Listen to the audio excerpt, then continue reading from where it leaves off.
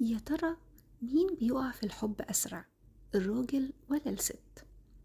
هتستغربوا جدا جدا لو قلتلكوا إن الدراسات والأبحاث النفسية أثبتت إن الراجل هو اللي بيقع في الحب أسرع من الست، وأحيانا كمان أسرع بمرتين تقريبا، يعني ضعفين.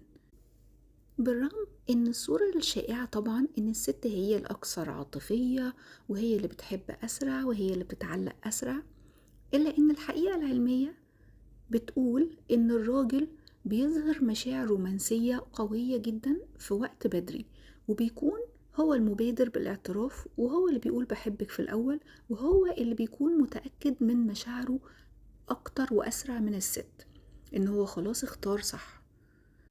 طيب خليني أقول لكم شوية كده حقائق علمية بتفسر ليه الراجل بيقع أسرع في الحب من الست.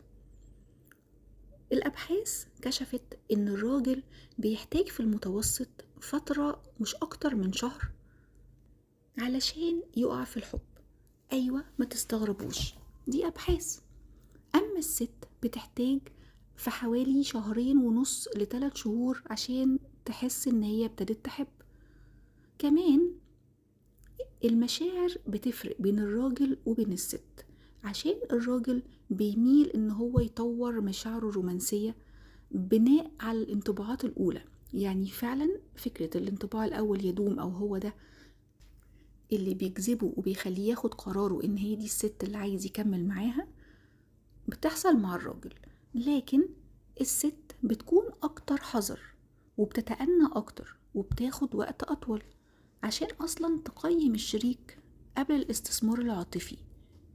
يعني قبل ما تعترف وقبل ما تحب وقبل ما تتعلق بتأكد مشاعرها الأول، زي ما قلنا بتاخد كذا شهر.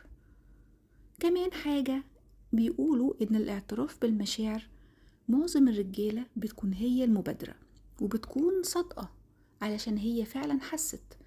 أوقات الست بتفتكر ده خداع أو أي كلام، إن أنت معقول هتحبني في أسبوعين 3. يا جماعة، مشاعر الراجل مختلفة عن مشاعر الست.